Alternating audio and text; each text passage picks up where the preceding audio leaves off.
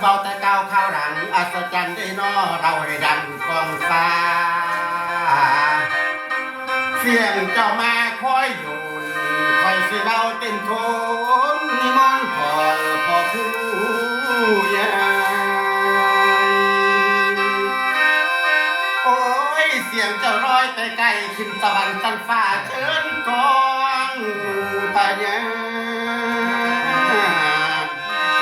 เชิญเดินน้อยนัดลาเบาเบาบอกเช่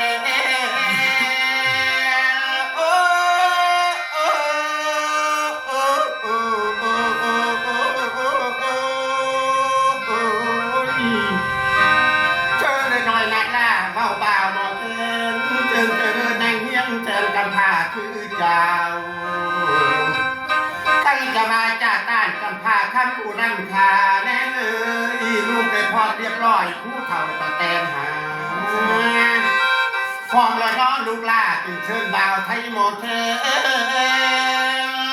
โอ้โอ้โอ้โอ้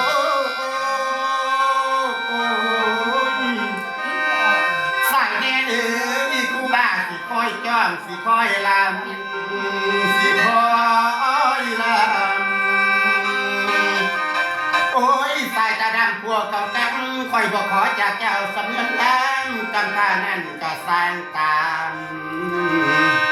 อยากบ่มีนอทานพี่น้องทันอาสาก็บ่มีนอคนงามมีแต่เคยของทานมีแต่พอบ้านเว้าผ่านเด้โนอยากให้เจ้าเศร้าถอนอีเมย์เอ้ยผมขอก่อนขันสิสอนนางแพงขันสิอยู่น้ำผู้ขาสิขอดูแลเจ้าบ่นายเด่นแพงปันใดก็ยอมแล้วเมื่อปันใดก็ยอมทนขอเมื่อเข้าของผมให้รวมเศร้าสะดือทานจึงได้บ้านคำอ่อนสอนเด่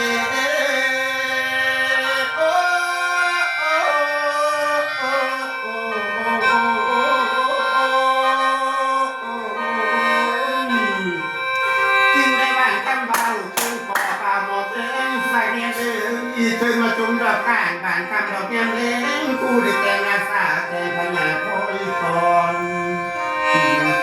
แต่ถึงขันหน้าองค์ทรงได้นอบอกว่ามีสิปืนพลามีสบายปืนโต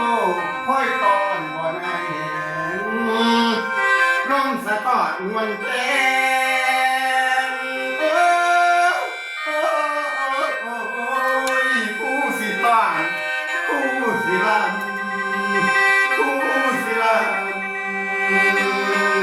โอ้ยสายกระดาษเบี่ยงงามขันเศร้าสะท้อนน้อยลูกหลานย้อนรถใส่เกิ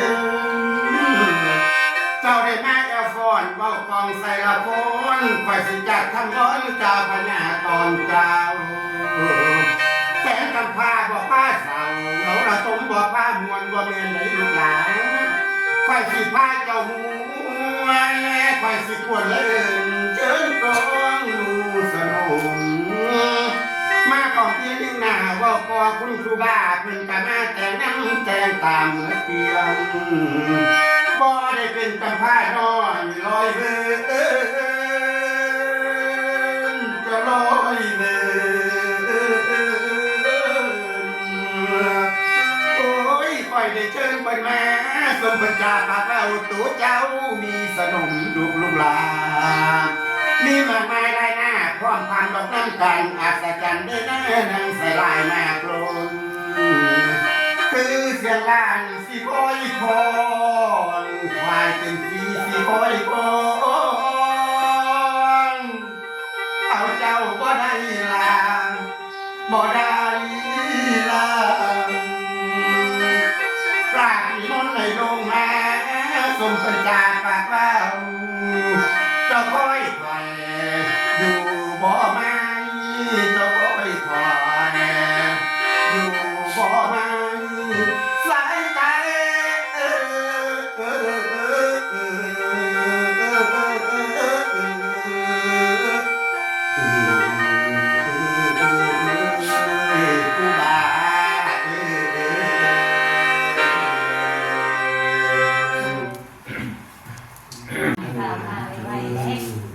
Wow.